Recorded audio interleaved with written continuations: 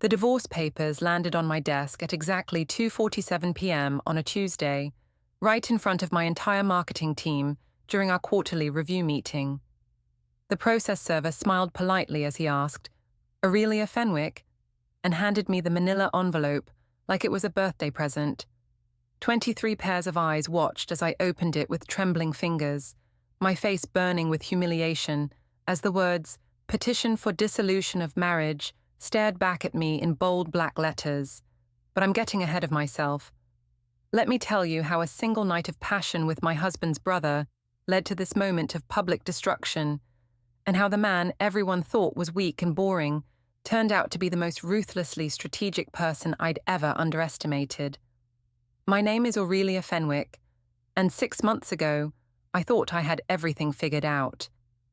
I was 34, successful as an operations manager at a mid-sized marketing firm, married to Jonas for 9 years, and mother to our 8-year-old daughter, Eva. From the outside, we looked like the perfect suburban family. But perfection, as I learned the hard way, is often just a carefully constructed lie. The problem started small, the way they always do. Jonas, my 36-year-old high school teacher husband, began staying late at work more frequently. Parent conferences, he said, grading papers, faculty meetings, always something that kept him away from home until after Eva's bedtime, leaving me to handle dinner, homework, and the endless routine of single parenting while technically married. "You're never here anymore," I told him one Thursday evening in March, standing in our kitchen while he microwaved leftover pasta at 9:30 p.m. Eva had been asleep for 2 hours, and I'd spent the evening alone again, scrolling through social media and watching other couples post happy photos from date nights and family adventures. Jonas looked up from his plate, exhaustion written across his face. His brown hair was disheveled, and his usually neat button-down shirt was wrinkled from a long day. "The state testing is coming up, Aurelia. You know how crazy this time of year gets." "It's always something," I said, my voice sharper than I intended. "State testing, parent conferences, summer curriculum planning. When exactly do Eva and I fit into your schedule?" He sighed, that deep, tired sigh that had become his default response to any conversation about our relationship. "That's not fair. Everything I do is for this family." "Is it? Because from where I'm standing, it looks like you're avoiding us." Jonas set down his fork and looked at me with those pale blue eyes that used to make my heart skip. Now they just looked distant, like he was already planning his escape from this conversation. "I'm not avoiding anything. I'm working. Some of us don't have the luxury of leaving the office at 5 every day." That stung because it wasn't true. My job as operations manager was demanding, requiring me to coordinate between multiple departments, manage client expectations, and often work late into the evening. But I made it a priority to be home for Eva, to maintain some semblance of family life. "That's not what this is about, and you know it," I said, crossing my arms. "When was the last time we went out together?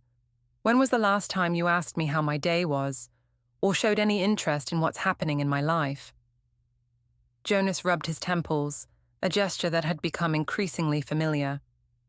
"I'm sorry, okay? I know I've been distracted, but this job is important to me, Aurelia. These kids need me." "What about your own kid? What about your wife?" "You're being dramatic." Those 3 words hit me like a slap. Dramatic. As if my need for connection, for partnership, for basic attention from my husband was some kind of character flaw. I felt something shift inside me that night, a small crack in the foundation of our marriage that would eventually become a chasm. The next morning, I called my mother, Sophie Park, while driving to work. At 58, my mum had been through her own share of relationship struggles and had strong opinions about marriage dynamics. "He's taking you for granted, honey," she said after I explained the situation. "Men do that when they get comfortable. They think the wife will just be there no matter what, so they stop trying." "But what am I supposed to do? I've tried talking to him." Sometimes you have to make them remember what they have to lose, Mum said cryptically. You're a beautiful, successful woman, Aurelia. Don't let him forget that other people notice. I didn't think much of her advice at the time, but it planted a seed that would grow in ways I never anticipated. The real catalyst came 2 weeks later at our monthly family dinner at Romano's, a local Italian restaurant where the Fenwick family had been gathering for years. Jonas's mother, Miriam, a traditional 62-year-old woman who still believed wives should support their husbands unconditionally, was holding court at the head of the table. Jonas's younger brothers, Micah and Colin, were there with their respective partners, and the conversation naturally turned to work and family life. Jonas has been working so hard this semester, Miriam said proudly. The principal told me at the grocery store that his students' test scores are the highest in the district. I felt a familiar pang of irritation. Jonas got praised for his dedication to other people's children, while I felt invisible in my own home. Yes, he's very dedicated, I said, unable to keep the edge out of my voice. Sometimes I wonder if he remembers he has a family at home. The table went quiet. Jonas shot me a warning look, but I was tired of pretending everything was fine. Marriage is about supporting each other's dreams, Miriam said pointedly. A good wife understands that sometimes sacrifice is necessary. And what about a good husband? I asked. Doesn't he have any responsibility to his family? Micah, who had been quietly eating his chicken parmesan, looked up with concern. At 32, he was the middle brother, an accountant with a gentle personality and kind eyes. Unlike Colin, who was outspoken and sometimes abrasive, Micah had always been the peacemaker in the family. Before we dive deeper into this story, I have one small request. Please subscribe, drop a like, comment, and hit that hype button to boost this channel so more people can discover these incredible stories. Maybe you two just need to find a better balance, he suggested diplomatically. It's hard when both people have demanding careers. I appreciated his attempt to mediate, but Jonas just shrugged. Aurelia knew what she was getting into when she married a teacher. The job comes with certain expectations. So does marriage, I shot back. Ava, who had been coloring quietly in her activity book, looked up with wide brown eyes. Why are you and Daddy fighting? The question hung in the air like an accusation. I forced a smile and reached over to smooth her hair. We're not fighting, sweetheart. We're just talking about grown-up stuff. But the damage was done. The rest of the dinner passed in uncomfortable small talk, and I could feel everyone's eyes on us, judging, analyzing, taking sides. Jonas barely spoke to me on the drive home, and Eva fell asleep in the back seat, exhausted by the tension. That night, as Jonas graded papers in his study and I lay alone in our king-sized bed, I felt more isolated than ever. My phone buzzed with a text message, and I was surprised to see it was from Micah. Hey, are you okay? Things seem tense tonight. If you ever need someone to talk to, I'm here. It was a simple message, innocent and well-meaning, but in my state of emotional vulnerability, it felt like a lifeline. Here was someone who noticed my pain, who cared enough to reach out. I stared at the message for a long time before responding. Thank you. That means more than you know. I hit send and immediately felt a flutter of something I hadn't experienced in months, the thrill of being seen, of mattering to someone. I quickly deleted the conversation and put my phone away, but the feeling lingered. As I drifted off to sleep that night, I had no idea that this simple exchange would set in motion a series of events that would destroy my marriage, divide my family, and ultimately lead to my complete humiliation. I thought I was just accepting comfort from a caring brother-in-law. I was wrong about everything. The affair didn't start with grand passion or overwhelming desire. It began with coffee. 3 days after the family dinner, Micah texted again. There's a new coffee place downtown. Want to check it out? You look like you could use a friend. I should have said no. I should have suggested he talk to Jonas directly, or recommended couples therapy, or simply ignored the message altogether. Instead, I found myself typing back, "That sounds nice. When?" We met at Grind Coffee on a Thursday afternoon. I told myself it was harmless, just a conversation with my brother-in-law, someone who might help me understand Jonas better. Micah was already there when I arrived, sitting at a corner table with 2 cups of coffee and a nervous smile. "I wasn't sure what you liked, so I got you a vanilla latte," he said, standing to give me an awkward hug. Micah had always been the quieter Fenwick brother, overshadowed by Jonas's academic achievements and Colin's outgoing personality. He was good-looking, in an understated way, with the same blue eyes as Jonas, but softer features and a more gentle demeanor. As an accountant at a small firm, he lived a quiet, organized life that seemed almost boring compared to his brother's more dynamic careers. "Thank you," I said, settling into the chair across from him. "I needed this more than you know. Things have been rough lately." I found myself opening up in ways I hadn't expected. I told him about feeling invisible in my own marriage, about Jonas's emotional distance, about my growing resentment toward his job and his family's expectations. Micah listened without judgment, nodding sympathetically and asking thoughtful questions. "Jonas has always been intense about his work," he said. "Even as kids, he was the one who had to excel at everything. Sometimes I think he forgets that not everyone operates that way." "It's like I'm married to his career, not to him," I confessed. "I love that he's passionate about teaching, but where does that leave Eva and me?" Micah reached across the table and briefly touched my hand. "You deserve better than that, Aurelia. You deserve to feel valued." The touch was innocent, lasting maybe 2 seconds, but it sent electricity through my entire body. When was the last time Jonas had touched me with such tenderness? When was the last time anyone had looked at me the way Micah was looking at me now, with genuine care and attention? We talked for 2 hours, and I left feeling more understood than I had in months. That night, when Jonas came home late again, I didn't start a fight. Instead, I found myself comparing his distracted greeting to Micah's focused attention, his perfunctory kiss to the memory of Micah's gentle touch. The coffee meetings became a weekly thing, then twice weekly. Micah was easy to talk to, and unlike Jonas, he seemed genuinely interested in my thoughts and feelings. He asked about my work, remembered details about my projects, and made me feel intelligent and valued. "You're so much more than Jonas gives you credit for," he said during our 4th meeting. "You're running that entire operations department, managing a team of 12 people, and still making time to be an amazing mother. He should be bragging about you, not taking you for granted." I felt a warmth spread through my chest. "Thank you for seeing me," I said softly. "How could anyone not see you?" he replied, and the way he said it made my heart race. The shift from emotional affair to physical affair happened gradually, then all at once. It started with longer hugs when we met and parted. Then his hand would linger on mine when he passed me my coffee. We began texting throughout the day, sharing inside jokes and complaints about our respective siblings.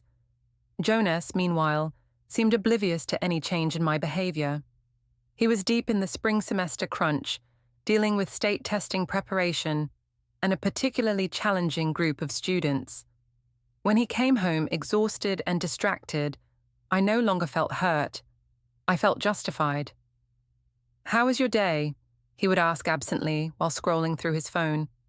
"Fine," I would respond, thinking about Micah's text, asking if I was free for lunch tomorrow. The first kiss happened in Micah's car after a particularly emotional conversation about my marriage. I had been crying, frustrated by another fight with Jonas about his work schedule, and Micah had reached over to wipe away my tears. "You're so beautiful," he whispered, and before I could think about what I was doing, I leaned into him. It was soft and tentative at first, then deeper as months of loneliness and neglect poured out of me. When we broke apart, I felt guilty and exhilarated and terrified all at once. "I should go," I said, but I made no move to leave his car. "Aurelia," he said, and my name sounded different in his voice, charged with possibility. This is crazy, I said, but I was already leaning toward him again. I know, he replied, and kissed me again. That night, I lay in bed next to Jonas, who was snoring softly after falling asleep while grading papers. I stared at the ceiling, my lips still tingling from Micah's kisses, and tried to process what had happened. I felt guilty, but underneath the guilt was something else, a sense of being alive again, of being desired and wanted. I told myself it was just a kiss, that it didn't mean anything, that it would never happen again. But even as I made these promises to myself, I was already planning when I could see Micah next. The full affair began 2 weeks later at Micah's apartment. We had been meeting more frequently, the tension between us growing with each encounter. The physical attraction was undeniable, but what drew me in deeper was the emotional connection. Micah made me feel like the most important person in the world, hanging on my every word, remembering every detail I shared about my life. "Are you sure about this?" he asked as we stood in his living room, both of us knowing we had crossed a line we couldn't uncross. "I need this," I said, and I meant it. I need to feel wanted. What followed was everything my marriage had stopped being: passionate, attentive, focused entirely on my pleasure and satisfaction. Micah treated my body like something precious, exploring every inch with reverence and care. When Jonas and I had sex, which was increasingly rare, it felt perfunctory, like another item on his to-do list. With Micah, I felt cherished. Afterward, as we lay tangled in his sheets, I felt a mixture of satisfaction and dread. I had officially become an adulteress, a cheater, a woman who betrayed her wedding vows. But I also felt more like myself than I had in years. "I should feel worse about this," I admitted, tracing patterns on Micah's chest. "Do you regret it?" he asked, his voice uncertain. "No," I said, surprising myself with the honesty. "I should, but I don't." Micah pulled me closer. "Jonas doesn't appreciate what he has. If you were mine, I would never take you for granted." The word "mine" sent a thrill through me that I tried to ignore. This wasn't about leaving Jonas or breaking up my family. This was about feeling valued and desired, about reclaiming a part of myself that had been buried under years of domestic routine and emotional neglect. At least, that's what I told myself as I drove home to my unsuspecting husband and daughter, my body still humming with satisfaction and my mind already planning when I could see Micah again. The lies came easier than I expected. Working late became my standard excuse, and Jonas was too busy with his own job to question it closely. I started paying more attention to my appearance, buying new clothes, and getting my hair done more frequently. "You look nice," Jonas commented one morning as I left for work in a new dress. "Thank you," I said, thinking about how Micah had told me I looked stunning in this same dress the night before. My friend Marina Holmes, who worked in the accounting department at my company, noticed the change immediately. At 35, Marina was single and lived vicariously through her married friend's drama. "You're glowing," she said during our lunch break. "What's going on?" I couldn't resist sharing at least part of the truth. "I've been talking to someone who makes me feel appreciated." Marina's eyes lit up with interest. "Someone who's not Jonas?" "It's complicated," I said, which was all the confirmation she needed. "Good for you," she said conspiratorially. "Jonas has been taking you for granted for years. Maybe this will wake him up." Her encouragement made me feel less guilty about the affair. If my best friend thought I deserved better treatment, maybe I wasn't the villain in this story. Maybe I was just a woman who had been pushed too far by a neglectful husband. This rationalization became my shield against guilt as the affair intensified. When Jonas forgot our anniversary dinner because of a parent conference, I spent the evening at Micah's apartment, feeling justified in my betrayal. When he missed Eva's school play because of a faculty meeting, I texted Micah about how alone I felt, and he immediately offered to come over and comfort me. "You deserve so much better," became Micah's constant refrain, and I began to believe it. The first real scare came when Colin, Jonas's youngest brother, showed up unexpectedly at a restaurant where Micah and I were having lunch.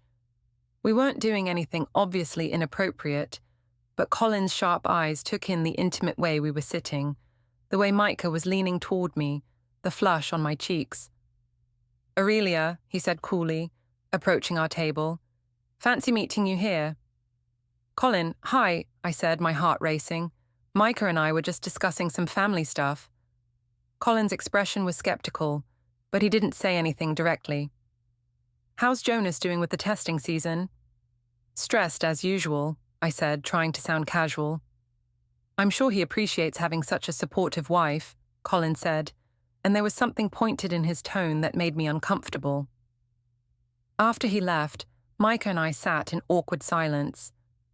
"Do you think he knows?" I asked. "Colin's always suspicious of everyone," Micah said, but he looked worried. "We should probably be more careful." But being careful felt impossible when the affair had become the brightest part of my life.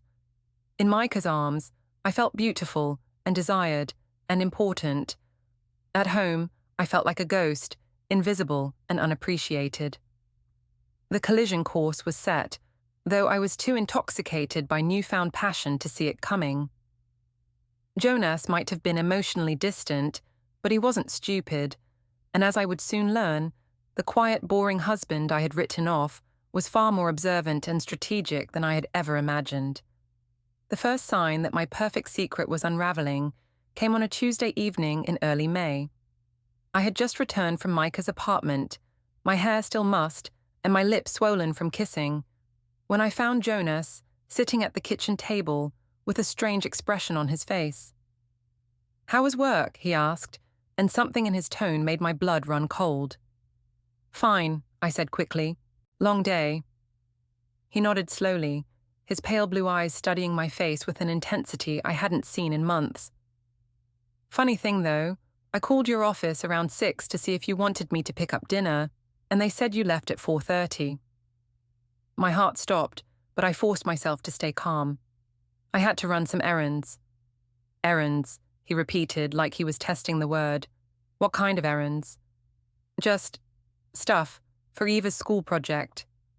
Jonas nodded again, but his expression didn't change. "Okay, well, I'm glad you're taking care of things." He got up and walked away, leaving me standing in the kitchen with the distinct feeling that something fundamental had shifted. For the first time since the affair began, I wondered if I had made a terrible mistake. But it was too late to turn back now. The wheels were already in motion, and Jonas, as I would soon discover, had been collecting evidence of my betrayal with the methodical patience of a man who understood exactly how to destroy someone using nothing but the truth. The family dinner at Romano's in mid-May should have been a warning. Instead, I walked into it, feeling confident and alive, riding the high of my secret relationship with Micah. I had spent the afternoon at his apartment, and he had told me I looked radiant. For the first time in years, I felt like a woman worth desiring. Jonas was already at the restaurant when I arrived with Eva, sitting next to his mother Miriam and looking unusually tense. Micah was across the table, and when our eyes met, I felt that familiar flutter of excitement. We had gotten good at hiding our connection in public, but the secret glances and subtle smiles made these family gatherings feel electric. "Sorry we're late," I said, settling into the chair next to Jonas. "Traffic was terrible." "No problem," Miriam said, though her tone was cooler than usual. "We were just talking about Colin's promotion at the engineering firm." Colin, now 29 and the most successful of the three brothers, was beaming with pride. "Senior project manager," he announced, "youngest person in the company to reach that level." "That's wonderful," I said, genuinely pleased for him despite our occasional tensions. "You've worked so hard for this." "Some people understand the value of dedication," Miriam said, and I caught the pointed look she gave me. The conversation flowed normally for the first hour, covering Eva's upcoming summer plans, Jonas's end-of-semester activities, and Micah's quiet updates about his accounting work, but I could feel an undercurrent of tension that I couldn't quite identify. "Aurelia, you look different lately," Miriam observed as we waited for dessert. "Very energetic." "Thank you," I said, preening a little. "I've been taking better care of myself." "That's important in a marriage," she continued. "Though, of course, the most important thing is being present for your family." There was something in her tone that made me defensive. "I'm always present for my family." "Are you?" Jonas asked quietly, and everyone at the table turned to look at him. The question hung in the air like a challenge. Eva was coloring in her activity book, oblivious to the adult tension, but everyone else was suddenly very interested in their water glasses. "What's that supposed to mean?" I asked, my voice sharper than I intended. "Nothing," Jonas said. "I just think it's interesting how people define present." I felt heat rising in my cheeks. "If you have something to say, Jonas, just say it." "I don't think this is the place," Micah interjected, looking uncomfortable. "Actually, I think it is the place," I said, my emotions getting the better of me. "I'm tired of walking on eggshells around everyone's feelings. Yes, I've been taking better care of myself. Yes, I've been going out more. I spent years being the perfect wife and mother while Jonas buried himself in his work, and now that I'm finally doing something for myself, everyone has a problem with it." The table went dead silent. Even Ava looked up from her coloring, sensing the shift in mood. "Aurelia," Jonas said quietly, "maybe we should discuss this at home." "Why? Because it's embarrassing? Because it makes you look bad?" I could feel myself spiraling, but I couldn't stop. "For years, I've listened to everyone praise you for your dedication to your students, while I raised our daughter alone most nights. I've smiled and nodded, while your mother lectured me about being supportive, while you ignored me completely. Well, I'm done pretending everything is fine." Miriam's face was flushed with anger. "How dare you speak to my son that way in public?" "How dare he treat his wife like she's invisible?" I shot back. "Mommy," Eva said in a small voice, "you're being loud." The sound of my daughter's frightened voice should have stopped me, but I was too far gone. "Eva, honey, sometimes adults need to talk about important things." "This is not how adults handle problems," Colin said coldly. "This is how children throw tantrums." "Stay out of this, Colin," I snapped. "Actually, I won't," he said, his voice rising. "You're humiliating my brother in front of his family and traumatizing your daughter. Whatever problems you two have, this isn't the way to solve them." I looked around the table and saw judgment in every face except Micah's. He was staring at his plate, clearly wishing he could disappear. The sight of him looking so uncomfortable while I fought for our secret relationship made something snap inside me. "You know what? You're all right. I shouldn't have to fight for basic respect and attention from my husband. I shouldn't have to beg to feel valued in my own marriage. And if that makes me a bad wife, then maybe I'm married to the wrong person." The words hung in the air like a bomb that had just exploded. Jonas's face went completely white, and Miriam gasped audibly. Eva started to cry, and I immediately felt sick with regret. "Eva, sweetheart, I'm sorry," I said, reaching for her, but she pulled away. "I want to go home," she whispered. Jonas stood up slowly, his movements careful and controlled. "We're leaving," he said quietly. "Aurelia, get your purse." "Jonas, I didn't mean—" "Now," he said, and there was something in his voice I had never heard before, something cold and final. The drive home was silent except for Eva's quiet sniffling in the back seat. I kept trying to catch Jonas's eye in the rearview mirror, but he stared straight ahead, his jaw tight with suppressed emotion. When we got home, he carried Eva inside and spent an hour in her room, reading stories and singing lullabies until she calmed down.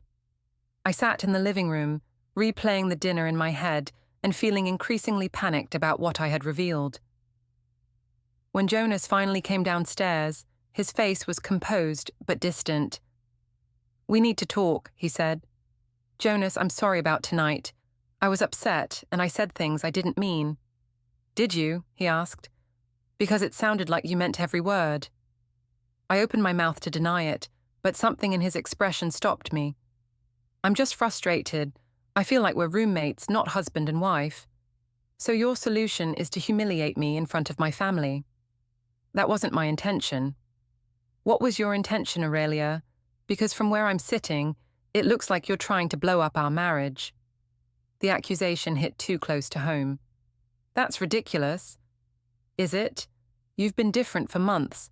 Distant, secretive, critical of everything I do.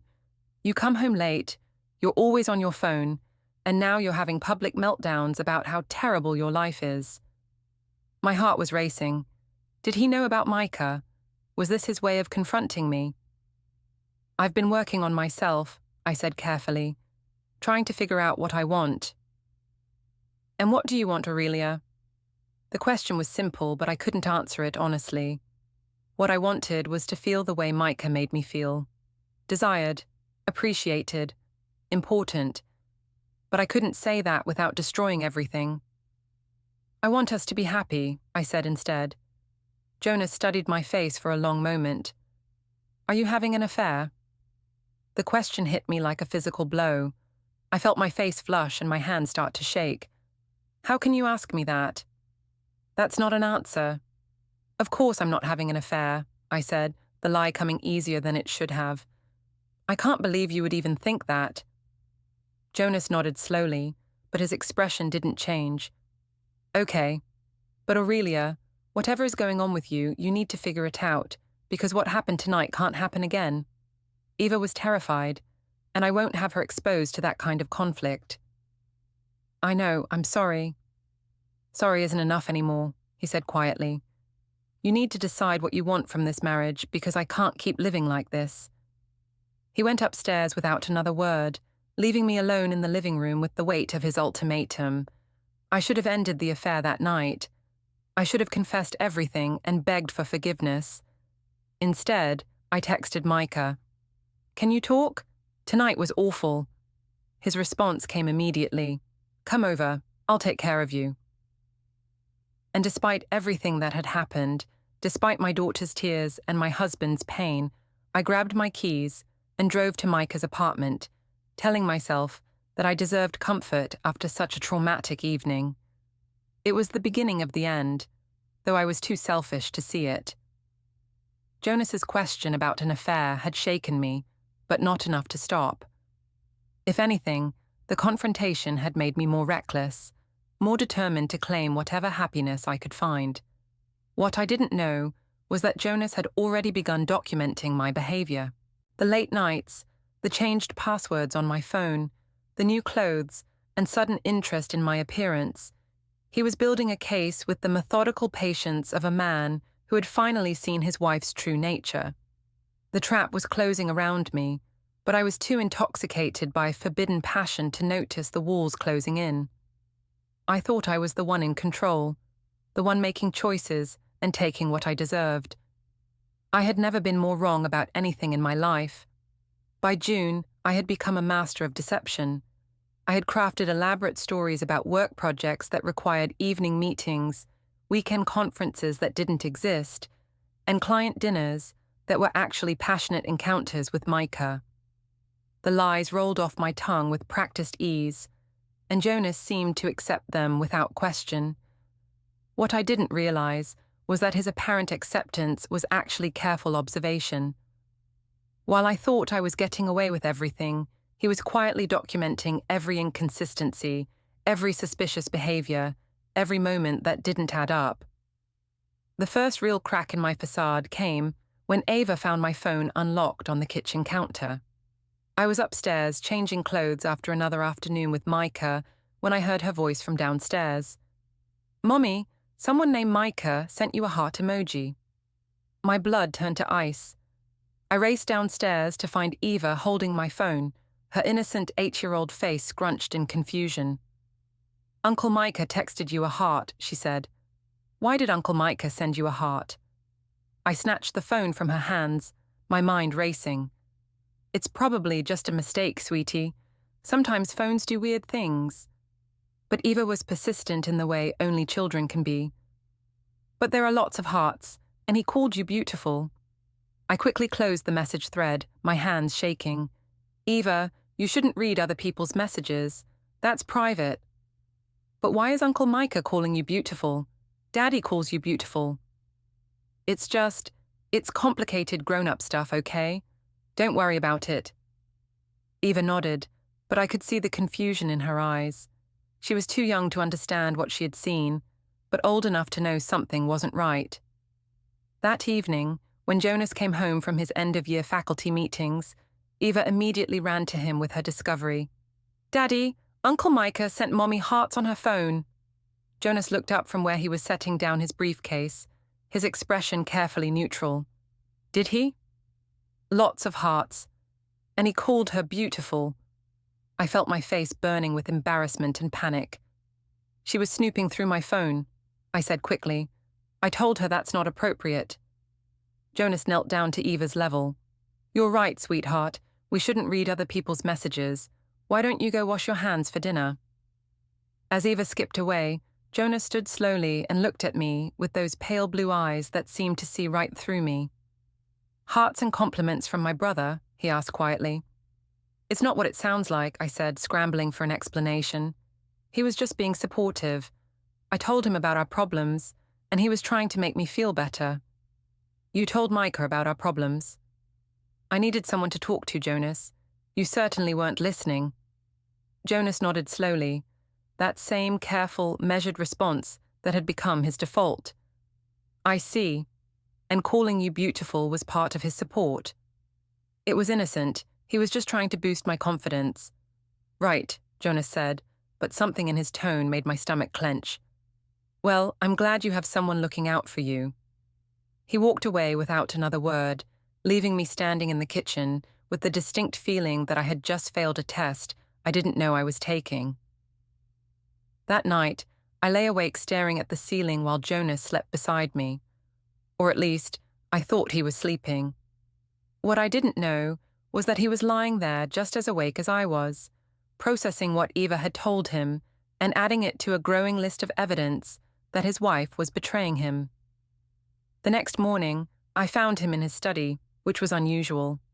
Jonas typically graded papers at the kitchen table, but he had been spending more time behind the closed door of his home office lately. What are you working on? I asked, trying to peer over his shoulder at the computer screen. He quickly minimized whatever he was looking at. Just organizing some files. End-of-year administrative stuff. Oh, well, I'm heading to the office early today. Marina and I are working on the Henderson project. It was a lie, of course. I was meeting Micah for breakfast before work, something we had started doing twice a week. But Jonas just nodded and wished me a good day, the same way he had for months. What I didn't see was him pulling up a spreadsheet after I left, carefully logging the date, time, and details of my claimed whereabouts. He had been tracking my stories for weeks, noting every inconsistency and cross-referencing them with my actual activities. The breakfast with Micah was particularly risky because we chose a cafe near Jonas's school. We told ourselves it was convenient, but really, the danger made it more exciting. We sat in a corner booth, holding hands across the table and talking in low voices about our future. I've been thinking about what you said, Micah told me, stroking my fingers with his thumb, about Jonas not appreciating you. What about it? Maybe it's time to stop hiding. Maybe you deserve to be with someone who actually values you. The suggestion sent a thrill through me, but also a spike of fear. Micah, I have Eva to think about. I can't just blow up her life because I'm unhappy. But what kind of example are you setting by staying in a loveless marriage? Don't you want her to see what real partnership looks like? It was a seductive argument, one that made my affair feel noble instead of selfish. I don't know if I'm ready for that kind of change. I'm not going anywhere, he said, lifting my hand to his lips. Whatever you decide, I'll support you. As he kissed my knuckles, I felt a familiar rush of desire and affection. This was what I had been missing in my marriage. This intensity, this focus, this feeling of being the center of someone's world. What I didn't notice was the familiar figure walking past the cafe window, stopping for just a moment to look through the glass before continuing on his way to school. Jonas had left home early that morning to pick up supplies for his classroom, and his route took him directly past the cafe where his wife was holding hands with his brother. He didn't confront us. He didn't storm inside or make a scene. He simply took a mental photograph of what he had seen and added it to his growing collection of evidence. That evening, Jonas was quieter than usual during dinner. He helped Eva with her math homework and listened to her chatter about the end of school activities, but I could sense a tension in him that hadn't been there that morning. "Everything okay?" I asked as we cleaned up the kitchen. "Fine," he said, loading dishes into the dishwasher with mechanical precision. "Just tired. Long day. The school year's almost over. You'll be able to relax soon." "Will I?" he asked, and there was something odd in his tone. "What do you mean?" "Nothing. Just wondering what summer will bring." I felt a chill that I couldn't explain. "Hopefully some family time. We could all use a break from our routines." Jonas nodded, but he was looking at me with that same analytical expression I had noticed more frequently lately. "Yes, I think some changes might be good for all of us." The next few weeks passed in a blur of stolen moments with Micah and increasingly tense interactions with Jonas.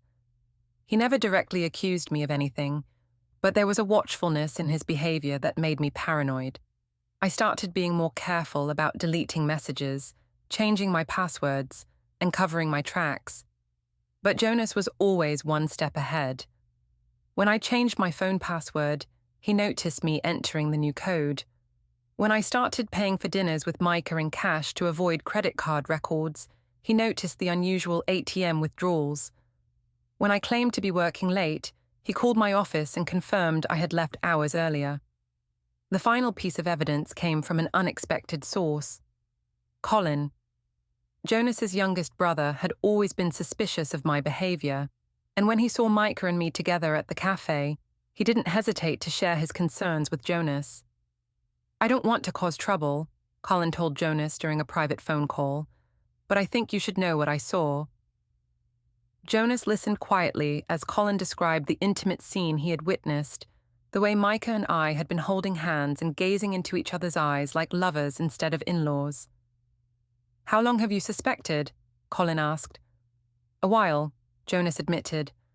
"I've been hoping I was wrong." "What are you going to do?" "What I should have done months ago," Jonas said quietly. "I'm going to protect my daughter and my future." The next morning, Jonas made 2 phone calls. The first was to a divorce attorney recommended by a colleague. The second was to a private investigator who specialized in documenting marital infidelity.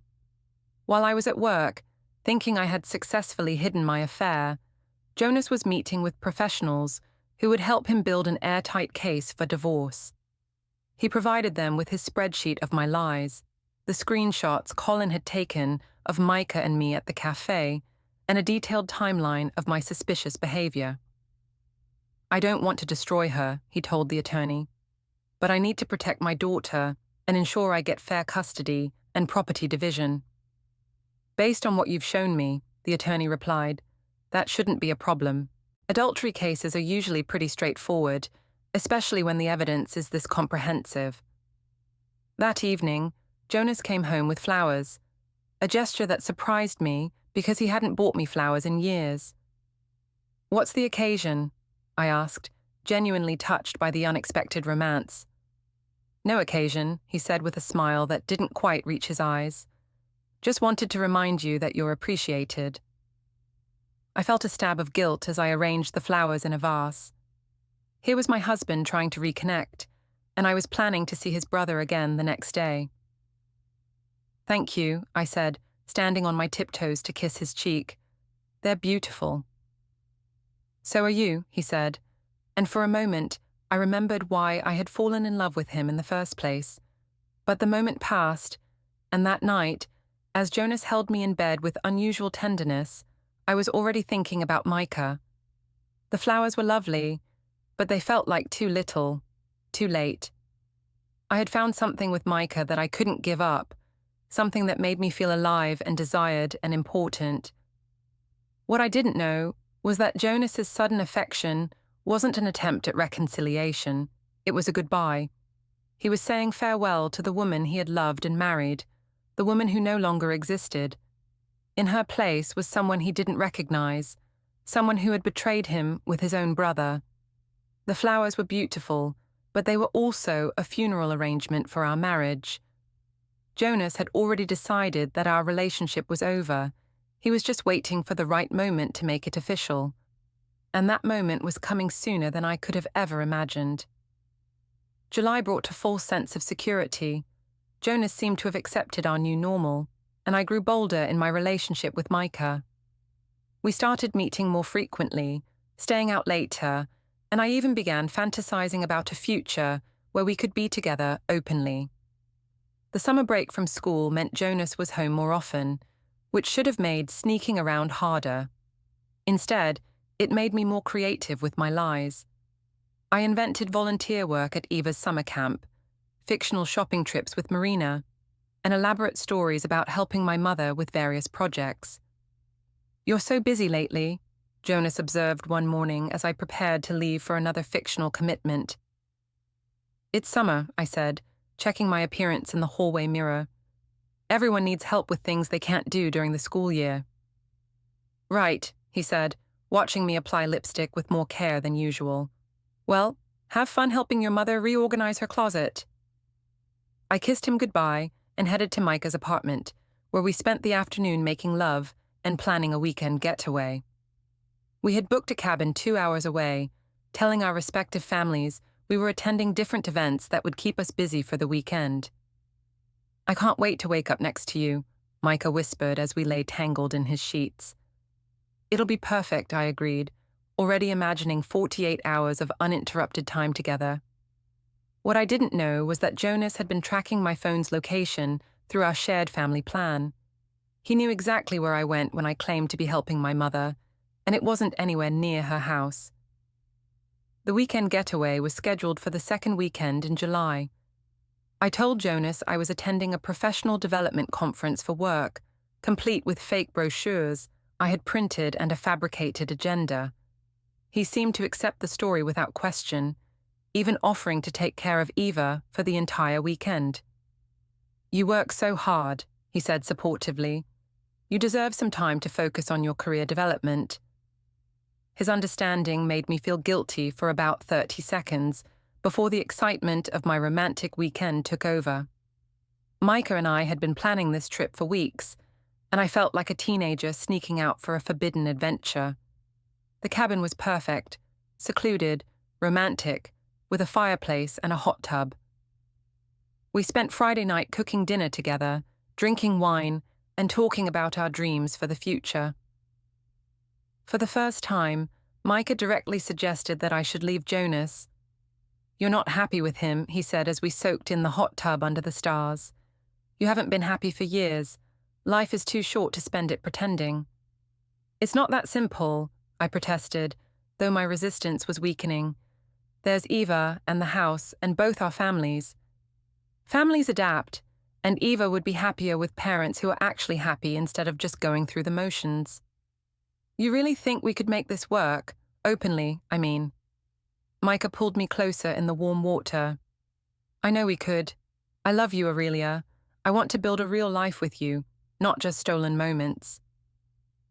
It was the first time either of us had said the word love, and it hit me like a lightning bolt. Here was someone who wanted me completely, who was willing to face the complications and consequences of being together. "I love you too," I whispered, and meant it. We made love that night with a passion that felt like a promise. When I woke up in his arms the next morning, I felt like a different person, someone brave enough to claim the life she wanted instead of settling for the life she had fallen into. Saturday was perfect. We hiked, cooked together, and spent hours talking about everything and nothing. I felt more connected to Micah than I had ever felt to anyone, including Jonas during our early dating days. "I want to tell him," I said as we sat by the fireplace that evening.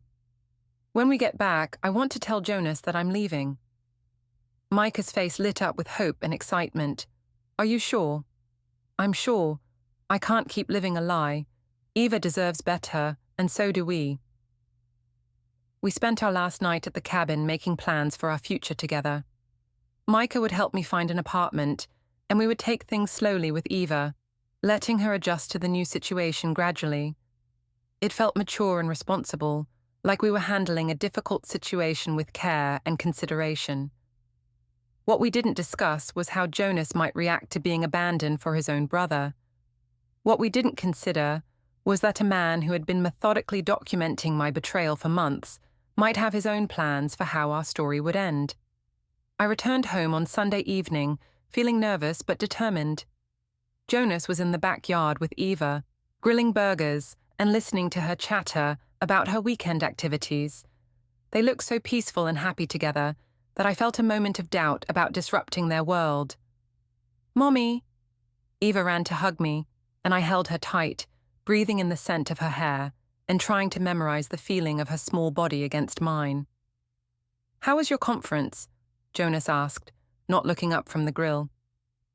"Educational," I said, which was technically true. "How was your weekend with Eva?" "We had a great time. Didn't we, sweetheart?" Eva nodded enthusiastically. "Daddy taught me how to make pancakes, and we watched movies, and we went to the park." "That sounds wonderful," I said, feeling another stab of guilt. That night, after Eva was asleep, I sat in our bedroom trying to work up the courage to start the conversation that would end my marriage.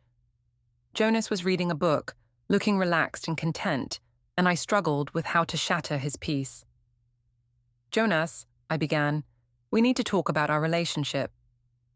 He looked up from his book with an expression of mild interest. "What about it?"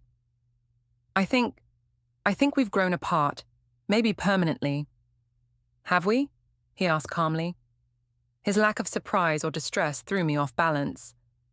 "Don't you feel it? The distance between us?" "I feel a lot of things, Aurelia. What specifically are you referring to?"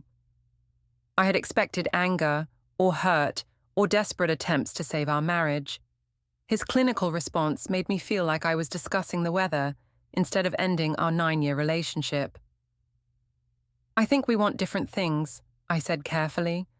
"I think maybe we'd both be happier apart." Jonas closed his book and set it on his nightstand with deliberate precision. "I see. And what brought you to this conclusion?" "It's been building for a long time. We're more like roommates than husband and wife." "Roommates," he repeated thoughtfully.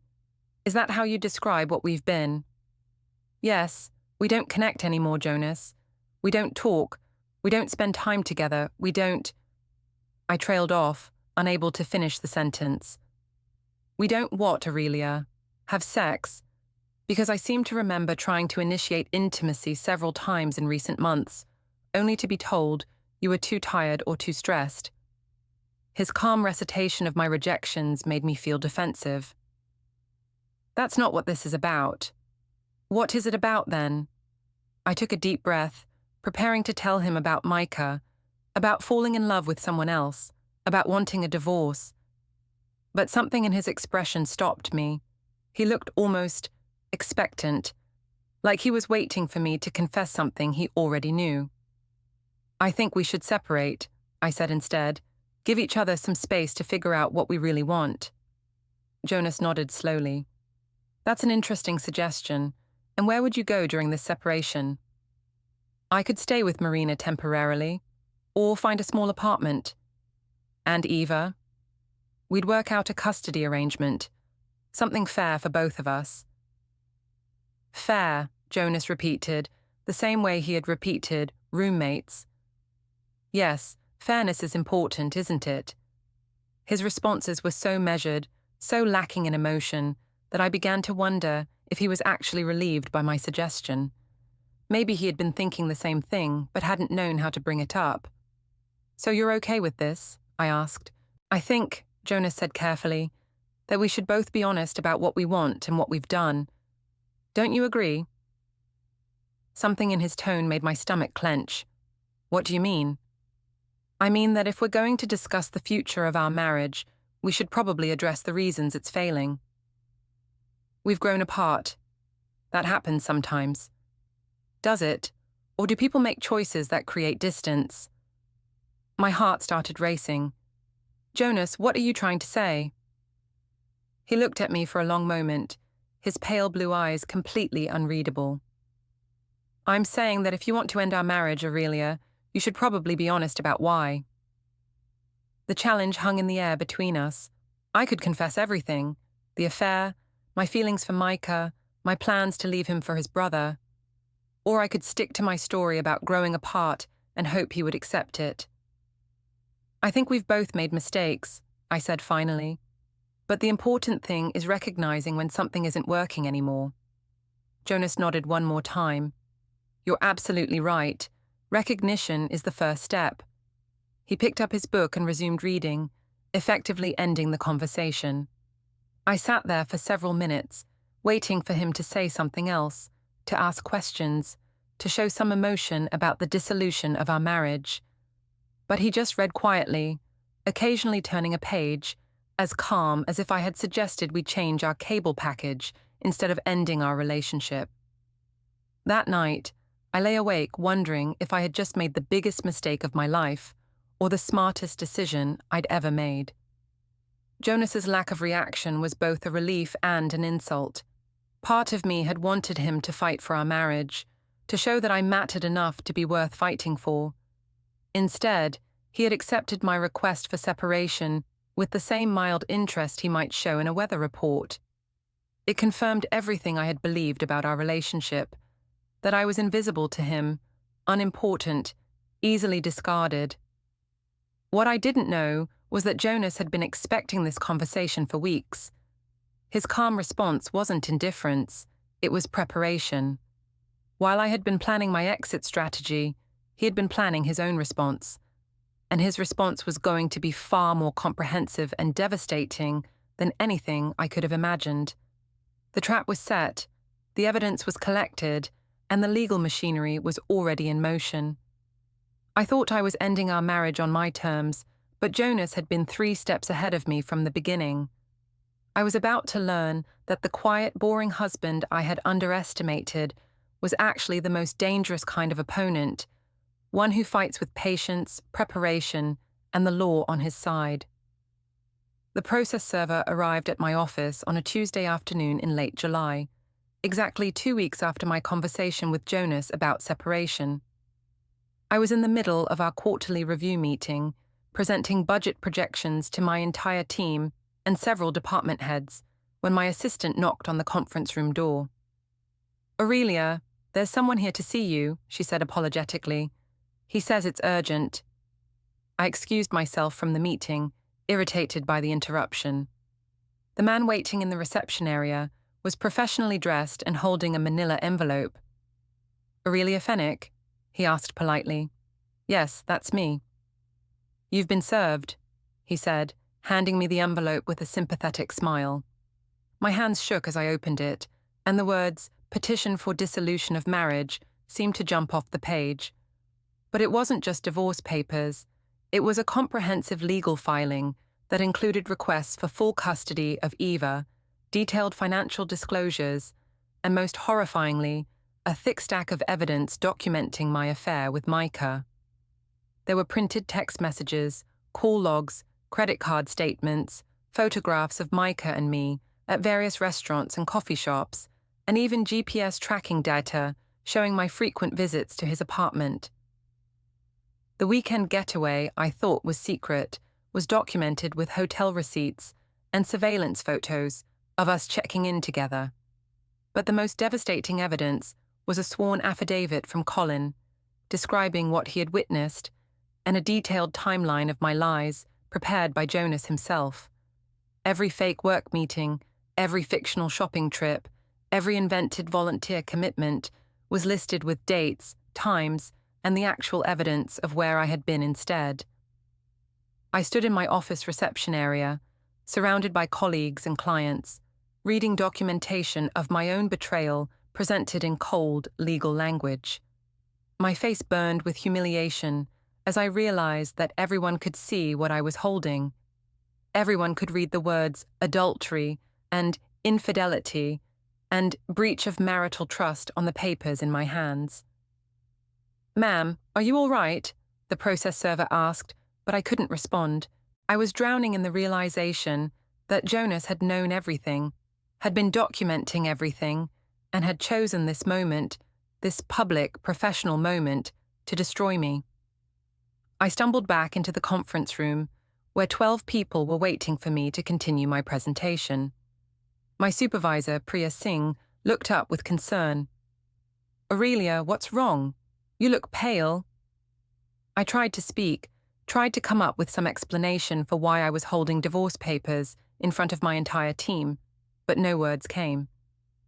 The evidence of my affair was spread across multiple pages, and I couldn't hide what everyone could clearly see. I have to, I stammered, clutching the papers to my chest. Marina, who was sitting at the far end of the table, stood up with alarm. "Aurelia, what happened?" "My husband is divorcing me," I said in a voice that sounded foreign to my own ears. He's documented everything." The room fell silent. 12 pairs of eyes stared at me with a mixture of shock, sympathy, and barely concealed curiosity. I could see them processing what they were witnessing, filing away details to share with their own friends and family later. "Maybe you should take the rest of the day off," Priya suggested gently. "We can reschedule this meeting." I nodded mutely and gathered my things, acutely aware that everyone was watching me fall apart in real time. As I walked to my car, I could feel their eyes following me, could imagine the conversations that would start the moment I left the building. The drive home was a blur of panic and rage. How dare Jonas humiliate me like this? How dare he serve me at work, in front of my colleagues, making my private life a public spectacle? I had asked for a separation, not a war.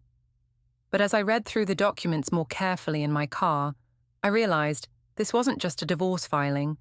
It was a complete evisceration of my character and credibility. Jonas wasn't just leaving me. He was ensuring that I lost everything in the process. The custody petition was particularly brutal. It painted me as an unfit mother who had abandoned her family responsibilities to pursue an affair with her brother-in-law.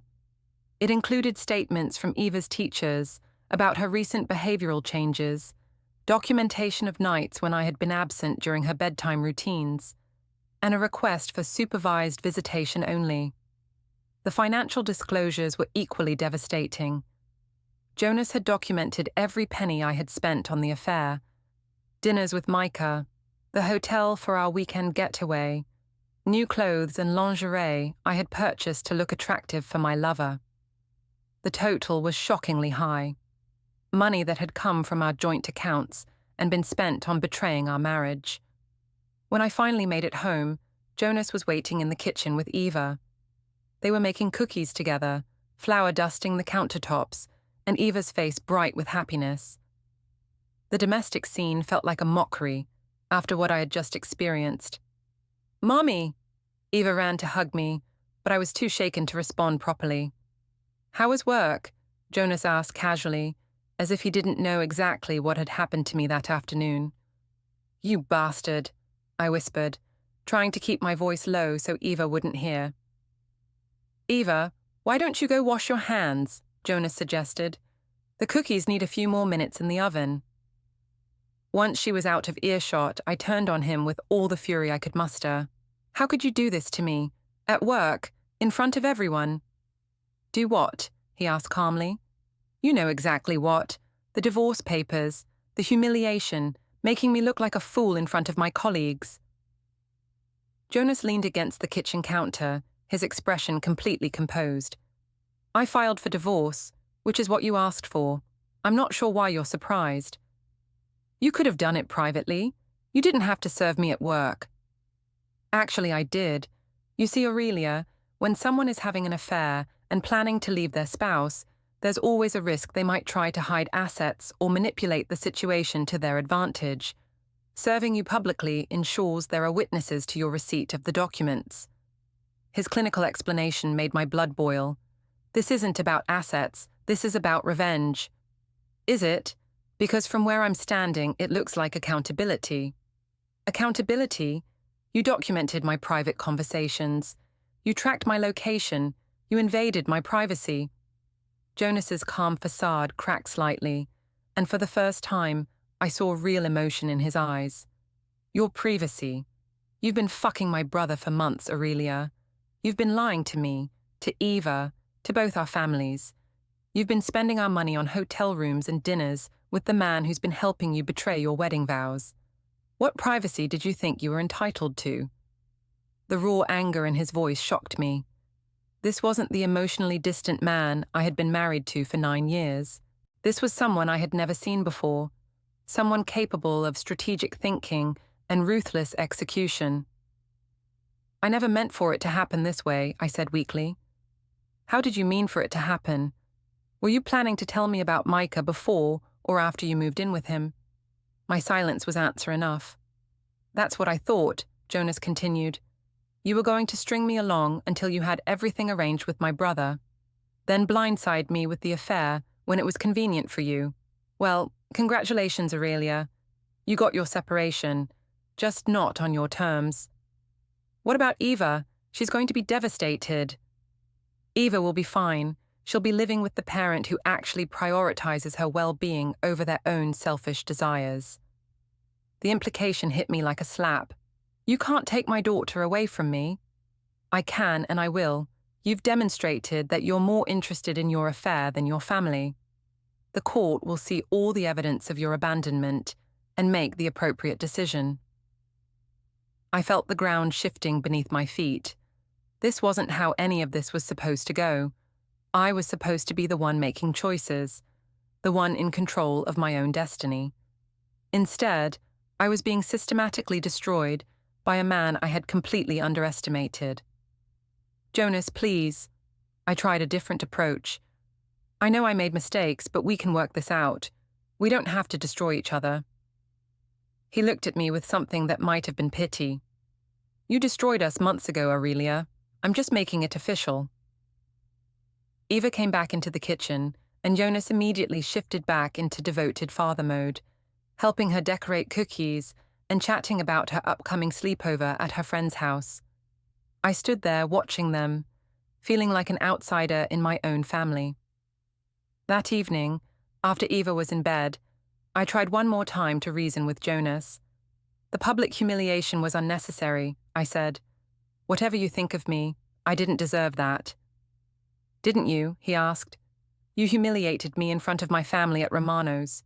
You humiliated me every time you lied to my face about where you were going. You humiliated me by sleeping with my own brother. Did you think there wouldn't be consequences? I thought we could handle this like adults. Adults don't have affairs with their in-laws, Aurelia. Adults don't lie to their spouses and children for months on end. Adults don't spend their family's money on betraying their family. Every word was a precisely aimed arrow, hitting its target with devastating accuracy. I had no defense because everything he said was true. What happens now? I asked. Now you find somewhere else to live while we work out the custody and financial arrangements. I've already spoken to a lawyer, and based on the evidence, I'm confident Eva will be staying with me. And Micah? Jonas's expression hardened. What about him? Are you going to destroy him too? Micah made his choice when he decided to pursue my wife. He'll have to live with the consequences, just like you will. I wanted to argue, to fight back, to find some way to regain control of the situation. But the evidence against me was overwhelming, and Jonas had clearly planned every step of this confrontation with meticulous care. I had thought I was the one ending our marriage, but Jonas had been ending it for months, building his case and preparing for this moment with the patience of someone who understood exactly how to win a war I didn't even know we were fighting. As I packed my bags that night, I realized that the quiet, boring husband I had taken for granted was actually the most formidable opponent I had ever faced. He had used my own actions against me, turned my lies into legal weapons, and destroyed my reputation with nothing but the truth. The man I had betrayed had gotten his revenge, and it was perfect in its simplicity and devastating in its completeness. I had lost my marriage, my daughter, my home, and my dignity, all because I had underestimated the power of a patient man with the law on his side. Jonas had said no to my demands for attention and validation. In response, I had said yes to his brother's advances. Now Jonas was saying no to me forever, and there was nothing I could do to change his mind. The game was over, and I had lost everything.